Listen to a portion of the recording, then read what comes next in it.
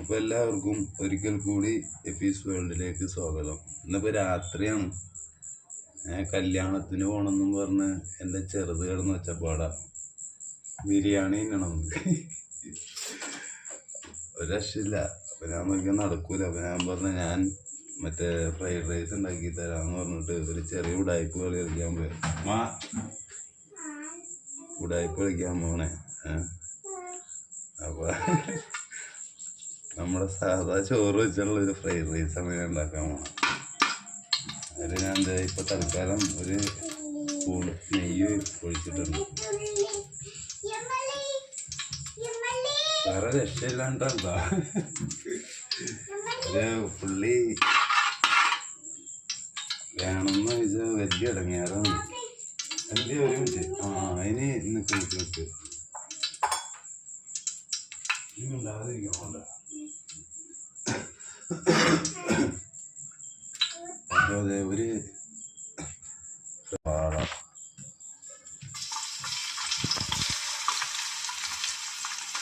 എൻ്റെ ഈ കയ്യെ ഒരു ഇച്ചിരി തീരുമാനമുണ്ട്. നീരാണ് അതുകൊണ്ടാണ് രണ്ട് കൈയൊക്കെ പെരുമാറാൻ പറ്റില്ല. ഈ സവാള ഒന്ന് സെറ്റാണ്. സവാളയിലാണ് നമ്മുടെ ഫ്രൈഡ് റൈസ് കിടക്കുന്നത്. അപ്പോൾ ഇതൊന്ന് സെറ്റാവണം വരെ ഒരു മിനിറ്റ് സെറ്റാവട്ടെ ഇതൊന്ന്.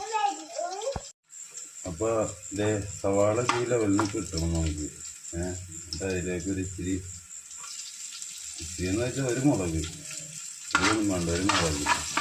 ഫുഡിനെ പറ്റിക്കാനാണ്. അപ്പോൾ പുള്ളിനെ പറ്റിക്കുമ്പോൾ എരിയും. അപ്പം അത് വേണ്ട.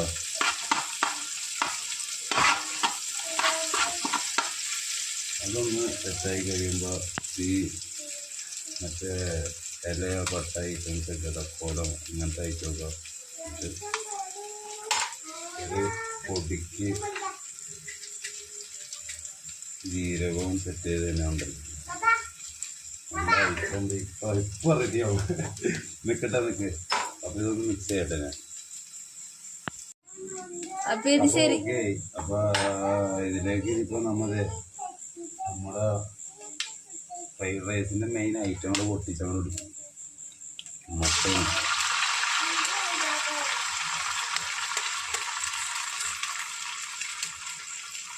മുട്ടയും ശരിക്ക് ആകുക നല്ല പടമൊക്കെ വന്നിട്ടല്ല.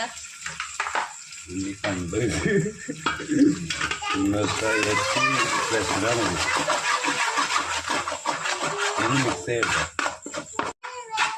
അത് കണ്ട ഈ പരുവത്തിന് ചിക്കി കുറച്ചും കൂടി ആവട്ടെ കേട്ടോ. ചിക്കി ഒന്ന് സെറ്റാക്കണം. എൻ്റെ ചെറുതിനെ എന്നെയാ കൊണ്ടുപോകും. മാമൊക്കെ അടിച്ചിട്ട് പിന്നെ തീരാക്കിക്കൊണ്ടിരിക്കുകയാണ്.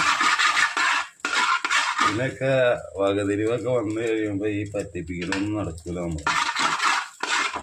ഇപ്പൊ കൊടുത്തോളണം. ഈ ഒരു ഇച്ചിരി കുറച്ചേക്കാം. ഇനി നമ്മൾ അതിലേക്ക്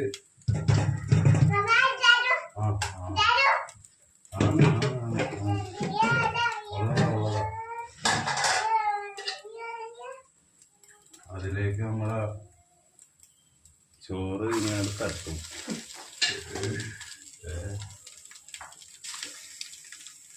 ഇതെല്ലാം ഇതിൻ്റെ പുറമോട്ട് കുഞ്ഞാണ്. മട്ടപ്പാരൊക്കെ എല്ലായിടത്തും ഇരുന്നേച്ചാൽ എന്നെ വിളിച്ചിട്ട് വന്നിട്ട് പറയുന്നത് കല്യാണത്തിന് പോകണം, ബിരിയാണി തിന്നണം. എല്ലാ ഹോട്ടലിലും കയറി ബിരിയാണി മേടിച്ച് കൊടുത്തു കഴിഞ്ഞാൽ അവിടെ സവാളയും കുക്കമ്പറൊക്കെ ഒഴിച്ച് വരി തിന്നും. ബിരിയാണി കൊടുക്കൂല. പിന്നെ അത് നമ്മൾ തിന്നണം. അപ്പം ഇതിനൊക്കെ ഇങ്ങനത്തെ പണി കൊടുത്താലാണ് നോക്കുന്നത്. അപ്പം ഈ ലെവല് മിണ്ടലേക്ക് ഒരു വാപ്പ ഇത് സെറ്റാക്കട്ടെ. ഈ ലെവലുണ്ട്. അപ്പം ഇനി അതിലേക്കൊരു പൊടിക്ക് ഉപ്പിട്ട് കഴിഞ്ഞിട്ട് മിക്കറും അടിക്കൂട്ട വാപ്പി അതവിടെ വെച്ചേ വെക്ക് കത്തി വെക്കുവാവേ.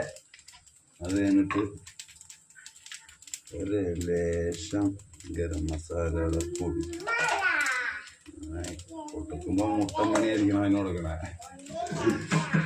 പിന്നെ ഒരു ലേശം നെയ്യും കൂടി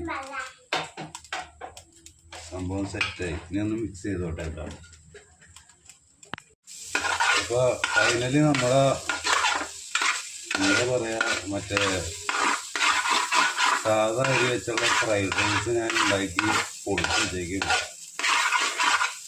ഇതിൻ്റെ മണം കേട്ട പുള്ളിയുടെ കിളിയൊക്കെ പോയിരിക്കുക, പുള്ളി വയറലായിട്ട് വിളിക്കും. കുറച്ച് കോളിഫ്ലവർ ഇട്ടിരുന്നെങ്കിൽ ഉണ്ടല്ലോ, ഞാൻ ചില്ലി ചിക്കനാന്നും പറഞ്ഞ് പറ്റിയില്ലേ. ഇതിപ്പോൾ നമുക്ക് കാട്ടിക്കൂട്ടി പച്ചക്ക് തിന്നേണ്ടി വരും. സൈഡ് ഡിഷായിട്ടൊന്നും ഉണ്ടാവില്ല. പിന്നെ മീൻ കറിയാ, അത് മറ്റേ അതിലെ മീൻകാരൻ പോലെ ഇരിക്കും അല്ലേ. അപ്പോൾ ഓക്കെ, ഞാനേ ഇനി ഈ സാധനം പുള്ളിക്കാണ് സെർവ് ചെയ്യട്ടെ. എങ്ങനെ ഉണ്ടെന്ന് പറയാം. ഇല്ല, നമ്മളിത് തീർന്നല്ലോ, ഇപ്പം തീരും കേട്ടോ. അപ്പോൾ എൻ്റെ ഇക്കുറുക്കുട്ടൻ്റെ ഫ്രൈഡ് റൈസ് അല്ല നിനക്ക് വേണ്ടേ, ബിരിയാണിയോ എന്തെന്നാ? ബിരിയാണി. ഓക്കെ, ബിരിയാണിയും ഒക്കെ റെഡിയാക്കിയിട്ടുണ്ട്.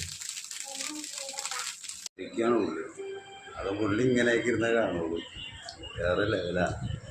ബിരിയാണിയാണോ? എങ്ങനെയുണ്ട്?